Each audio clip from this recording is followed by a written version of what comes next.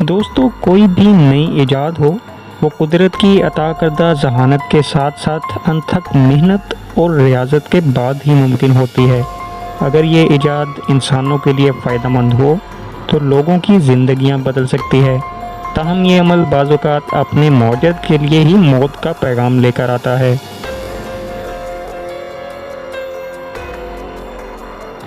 मोहतरम नाज़रीन, हम आज बात करेंगे कुछ ऐसे लोगों की जिनकी अपनी ही इजादात ने उनकी जान ले ली। आप देख रहे हैं द इन्फो टीवी। तो चलिए काउंटडाउन शुरू करते हैं। नंबर 1। नाज़रीन, पैराशूट बिला मुबालगा अब तक हज़ारों लोगों की जानें बचाने के लिए इस्तेमाल हो चुके हैं। पैराशूट ईजाद करने वाले का नाम फ्रिट्ज़ रिचर्ड था और इसने 1912 में पैराशूट हवाई हादसों के दौरान लोगों की जान बचाने के लिए ही बनाया था।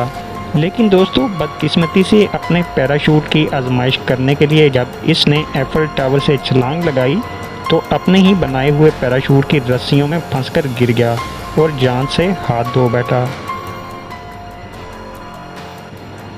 नंबर 2।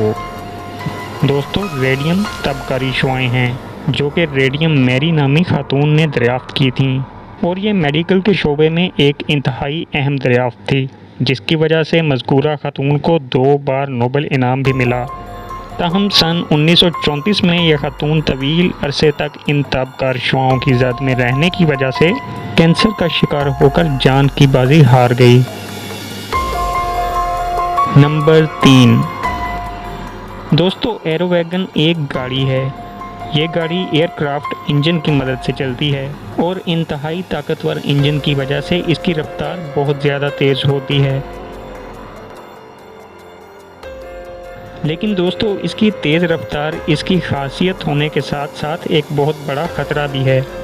एरोवैगन गाड़ी का मौजद, जिसका नाम वेलेरन अबाको विस्की था, अपनी ही ईजाद करदा गाड़ी की आजमाइश कर रहा था जब ये गाड़ी इंतहाई तेज़ रफ्तार की वजह से उलट गई और वो जाँ बहक हो गया।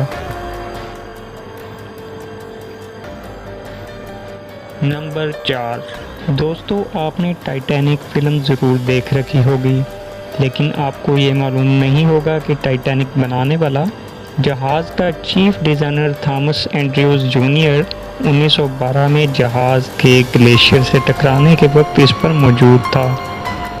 हादसे के बाद वो लोगों को लाइफ बोट्स में बिठाते बिठाते खुद पानी में डूब गया था और अपनी जान से हाथ धो बैठा।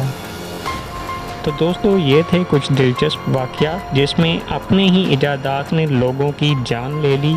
उम्मीद है आपको वीडियो अच्छी लगी होगी। अगर अच्छी लगी हो तो लाइक और शेयर करना मत भूलिएगा और कमेंट में अपनी राय का इजहार भी ज़रूर कीजिएगा। मिलेंगे अगली वीडियो में, तब तक आपसे इजाज़त चाहता हूँ। अल्लाह हाफ़िज़।